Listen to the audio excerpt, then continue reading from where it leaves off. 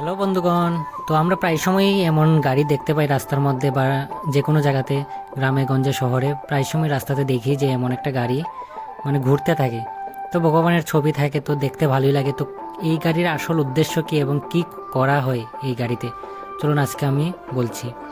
এই গাড়িতে মেইনলি রামায়ণ দেখানো হয়, মানে রামের প্রচার, ভগবানের প্রচার, মহাভারত, শ্রীকৃষ্ণের প্রচার করা হয়, সনাতনীদের প্রচার করা হয়।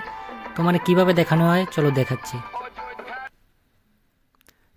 তো এইভাবে পেছনের জায়গাটা, মানে পেছনের জায়গাটাতে এমনভাবে খুলে দেয়, তারপরে এই এলইডি টিভি আছে, টিভিতে দেখানো হয়। তো চলুন আমি দেখাচ্ছি যে কিভাবে দেখানো হয়। তারপরে কিন্তু এটা গাড়ির মধ্যে একটা ছোট একটা মন্দিরও আছে, মন্দিরে পূজাও করা হয়। চলুন আমরা এটাও দেখাই আপনাকে যে কিভাবে পূজা করা হয়। হরি ওম তৎসৎ। বিষ্ণু বিষ্ণু বিষ্ণু শ্রীমদ্ ভাগবত মহাপুরুষস্য বিষ্ণু রজ্ঞায়ং পর্বত মানস্য অদ্যশ্রী ব্রহ্মাননি দ্বিতীয় রাধে।